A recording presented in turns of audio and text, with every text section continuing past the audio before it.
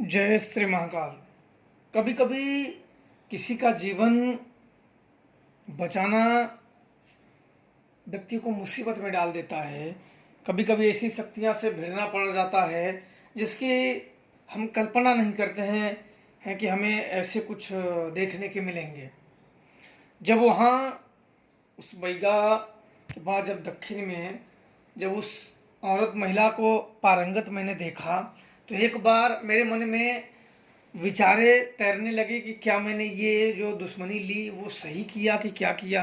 मैंने कहा कि अब के ज़माने में इतना पारंगत और सिद्ध बहुत कम मिलते हैं।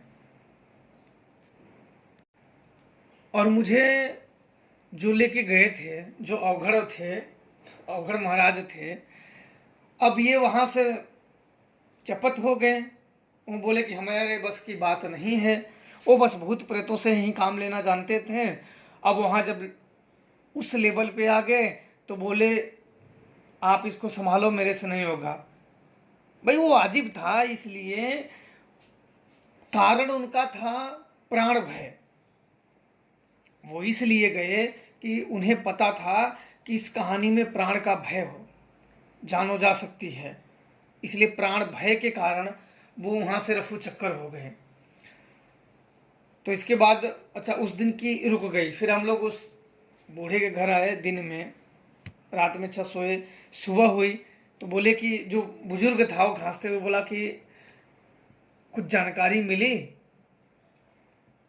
तो मैंने कहा कि इधर उसको नाग कन्याएं कैसे सिद्ध कर लिया हो, जानते हो आप उसके बारे में? बोले हाँ मैंने देखा तो नहीं है। उन्होंने कहा कि मैंने खुद अपनी आंखों से तो नहीं देखा है, पर मैं सुना हूं कि वो बहुत बड़ा प्रबल अवघड़ है वो, और उसके पास नाग कन्याएं सिद्ध हैं। बोले अच्छा। बोले इसकी औरत? बोले इसकी औरत को उसी ने पारंगत किया है। और मैंने कहा कि आप लोगों का कैसे झगड़ा हुआ है? और इस जो बुजुर्ग थे इनके घर में समझो छोटे छोटे बच्चे तक बीमार हो जाते थे, पता ही नहीं क्या हो जाता था। कोई किसी के ऊपर क्या आ जाता था, किसी के ऊपर क्या आ जाता था। और इनके ज़मीन और जायदाद लेने के लिए इनके दुश्मनों ने ऐसी क्रियाएं करा दी थी इनके ऊपर, तांत्रिक क्रियाएं। और इसमें यही था कि मृत्यु का भय। तो मैं भी सोचने लगा कि भाई मैं कभी जो नाग सिद्धि वालों से इन सब से भिड़ा नहीं हूँ। तो एक मेरे और जानकार थे, अवघड़ ही थे। वो बहुत पहले एक नाग कन्या को पकड़े थे अपने मंत्र बल से। नाग कन्या से उन्होंने अपने मंत्र बल से पकड़ रखा था। तो मुझे अचानक उनकी याद आ गई। मैंने बोला अच्छा उनसे बात करते हैं, उन्हें क्या इसके बारे में जानकारी, क्योंकि अभी मेरा इस विषय में अनुभव नहीं है। तो अच्छा उन्हें मैंने फ़ोन किया तो उन्होंने मुझे बताया कि जो नाग कन्याएं होती हैं इनका इनके तीसरे पहर में शक्तियां क्षीण होती हैं। ये शक्तियों के संचार करने के लिए जाती हैं और उसी समय आपको ये प्रहार करना है। तब तक आपको प्रहारों को रोकना है, इसके पहले आप जीत नहीं सकते हो। क्योंकि वो शक्तियों का संचार करने जब लौटेंगी उसी समय पे कुछ उसका अहित करोगे तभी आप इससे निकल सकते हो, अन्यथा कुछ भी हो सकता है। तो उसने मुझे चेता दिया था क्योंकि वो पकड़ चुका है। तो मैंने बोला ठीक है। अब यहाँ घर आए, बोले हम लोगों का ये सब कि हम लोगों का ज़िंदगी बचा दो, ज़िंदगी बचा दो। मैंने कहा कि हाँ लोग अपनी ज़िंदगी बचाएं कि अब आपकी बचाएं। बोले अब हमारे आखिरी उम्मीद आप ही हो। मुझे तो कुछ ज़्यादा सोच नहीं रहा था कि इसमें करे क्या करे, और उतनी पारंगत थी। अब आज क्योंकि अगले दिन उसकी शक्तियों को मैंने भगा दिया था और आज वो काफ़ी प्रबल क्रिया करने वाले थे जो शक्तिशाली हो, और मुझे तैयार होना था। अब मैंने सामान जो थे वो लिखे, जो सामान मैंने लिखे बाज़ार से तुरंत कहा कि भाई बाज़ार से सामान को मंगवा लो। और नज़दीक के जो छोटा सा नदी के पास शमशान था वो मैंने चुना, साफ सफाई किए और मंत्रों को अपने जागृत किए, क्योंकि मंत्रों को चलाने से पहले, लड़ने से पहले जागृत किए जाते हैं। जागृत किए, सारे मंत्रों को जागृत किए कि आज इसका है, देखते हैं क्या होता है। सब क्रियाएं, पूजन आदि क्रियाएं सब किए, अलख नमन, स्थान पूजन, वस्तु पूजन, तंत्राभूषण, अस्थिमाला सब धारण करके अब इसके बाद उसने मेरे ऊपर चला था एक महाप्रेत। उस महाप्रेत का सौनक महाप्रेत उसने चलाया था। सौनक महाप्रेत शमशान में एक पिशाचिनी का सेवक है। सौनक महाप्रेत वो बहुत ही शक्तिशाली होता है, शत्रु भंजन की महाप्रबल शक्ति है। वो शत्रुओं का जड़मूल से सफाया कर देता है, नाश। और तुरंत उसने मेरे ऊपर चलाया था सौनक महाप्रेत को, मैं तुरंत समझ गया। और इसके बाद एक महापिशाचिनी का मैंने एराम और डोराम, दो महाप्रेत हैं, मैंने इनका आवाहन कर दिया। और वहाँ वो आया अपना उद्देश्य जाना, फिर यहाँ मेरी तरफ अपने उद्देश्य की पूर्ति करने के लिए वो चला। मैंने यहाँ मंत्रों को और आग में शराब मारी और उसके आवाहन में लग गए, बुलाने लगा कि वो आग कब से सुरक्षा करे। और वहाँ वो आया, यहाँ ये दोनों आ गए सुरक्षा के लिए। वो आया और वापस चला गया।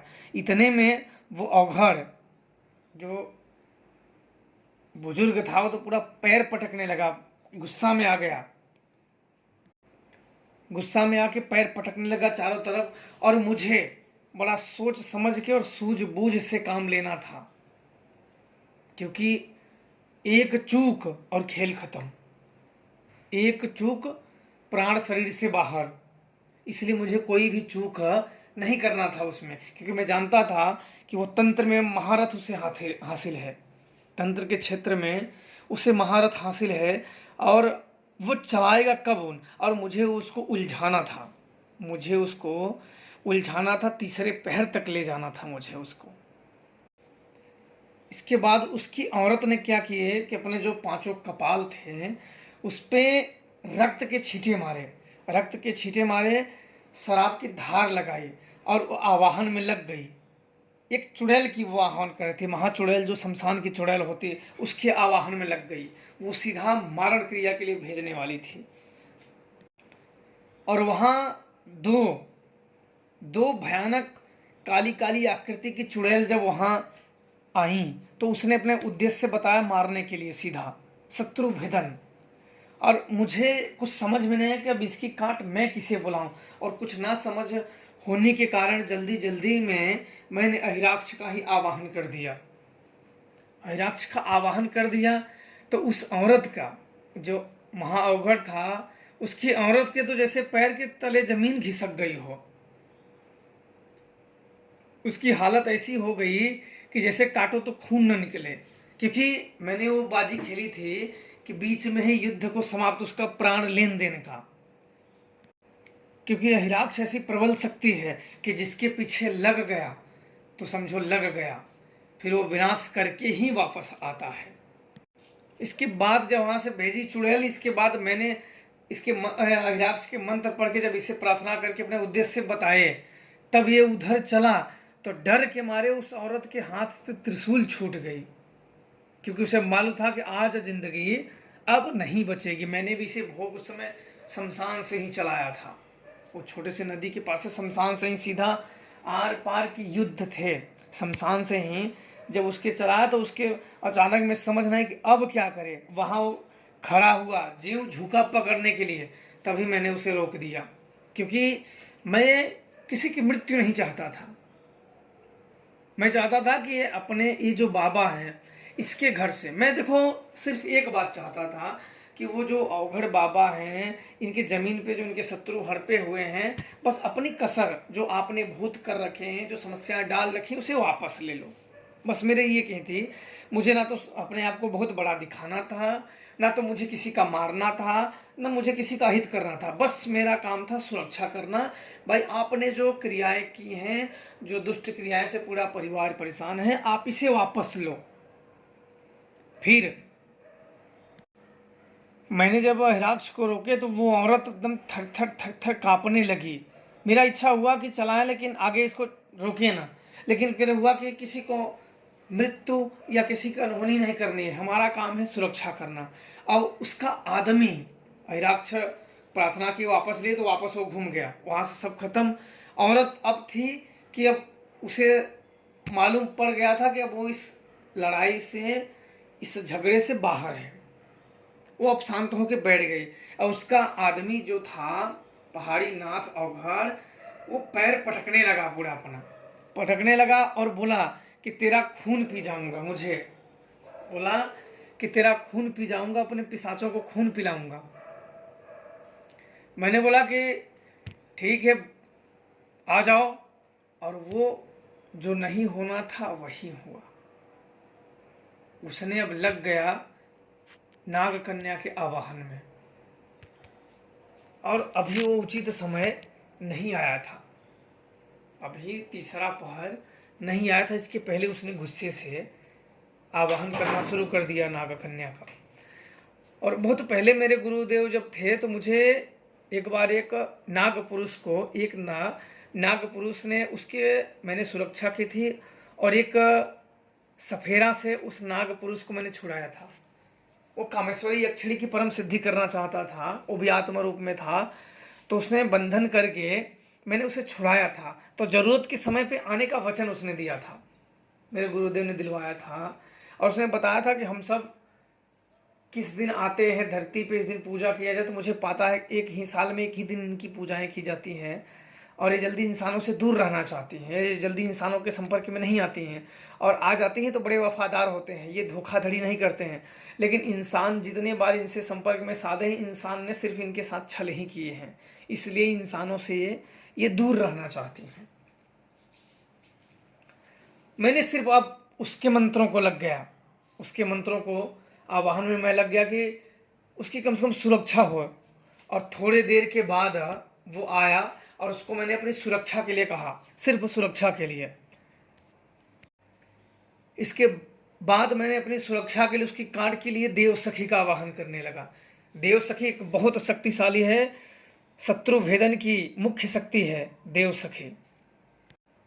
शमशान में यह शक्ति विचरण करती है, ये शत्रुओं का प्राण हरती है। जब कोई व्यक्ति शत्रु भेदन के लिए शमशानी क्रियाएं करते हैं तो उनका जब प्राण लेती है तो उनका प्राण आत्मा देवसखी अपने अधीन कर लेती है। इनका यही काम होता है। ये 108 बलियों द्वारा पूजित होती हैं। इधर मैंने अपनी सुरक्षा के लिए देवसखी का निरंतर आवाहन करते जा रहा था, और मैं अपने अस्थि मालाओं के प्राण सुरक्षा मंत्र दोबारा जागृत करके मैंने उन्हें जगा लिया था, ताकि कोई भी शक्तियां शरीर से प्राण ना खींच सके। कभी कभी ये शक्तियां क्या होती हैं, शरीर से तुरंत प्राण को खींच लेती हैं, कब मर जाओगे पता ही नहीं चलेगा।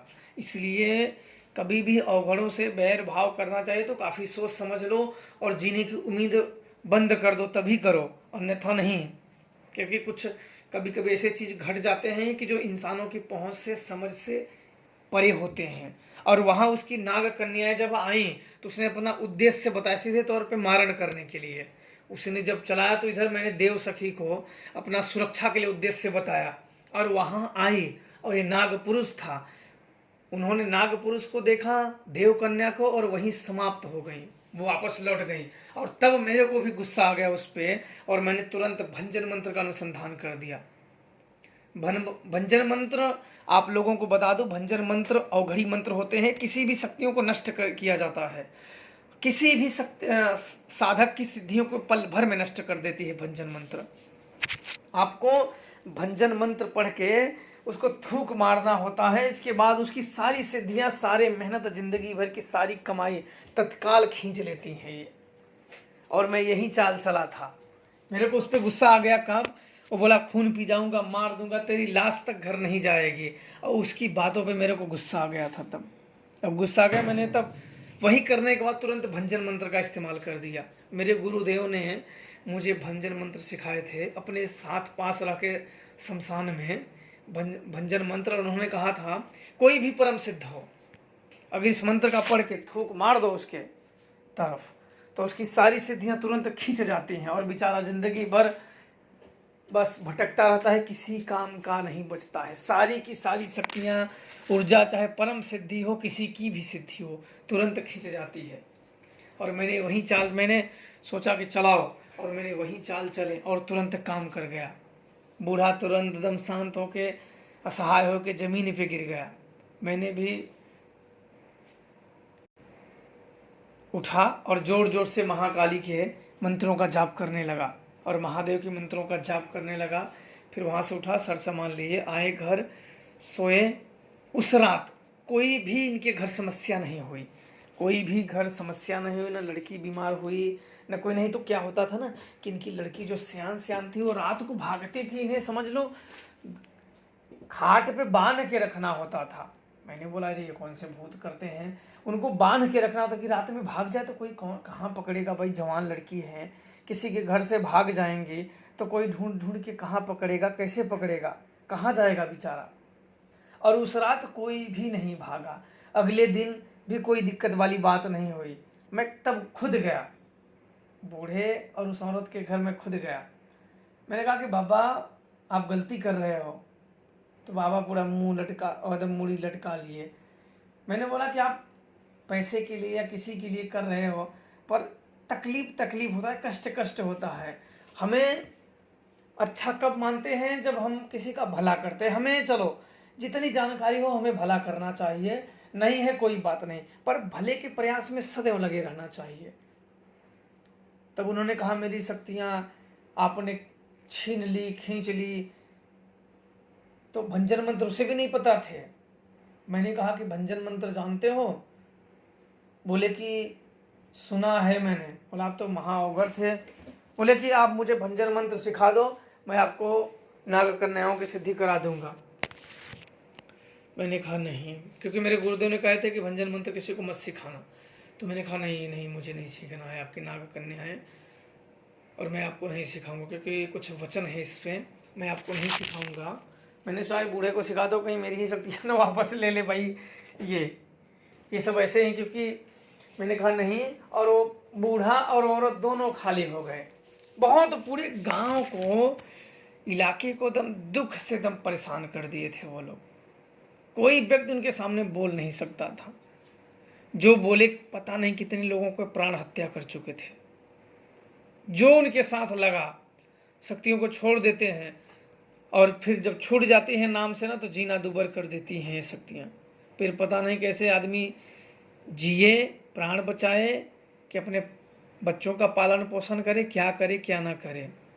इसलिए अवघड़ और अघोरी, अवघड़ों से, जो सिद्ध अवघड़ है उनसे वैर कभी नहीं लेना चाहिए, अन्यथा जिंदगी तो गई समझो बिना मतलब के। वो ये वाले नहीं होते हैं कि कच्चे भूत प्रेत से काम लेना इधर उधर। वो बड़े सिद्ध होते हैं, अगर वो ठान लें कि नहीं इसका सर्वनाश करना है, तो समझो कर ही देते हैं वो। इसलिए सदैव आप लोग खुश रहिए और प्रसन्न रहिए।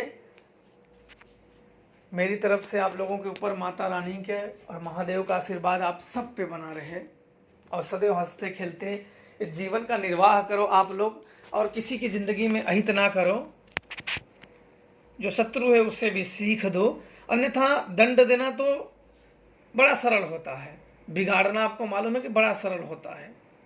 बिगाड़ो तभी जब वो किसी काम का ना हो, और बिगाड़ो तो बिल्कुल उसको ख़त्म कर दो। इस तरीके से बिगाड़ा जाता है। कोई चीज़ों को अगर ख़त्म किया जाता है ताकि उसकी याद ना आए, इसलिए किसी को नष्ट करो तो बिल्कुल नष्ट कर दो, उसको लेके घूमो मत, ठहरो मत। तो आप लोग खुश रहिए, प्रसन्न रहिए, माता रानी का आप लोगों पे आशीर्वाद बना रहे। जय श्री महाकाल आप सबको।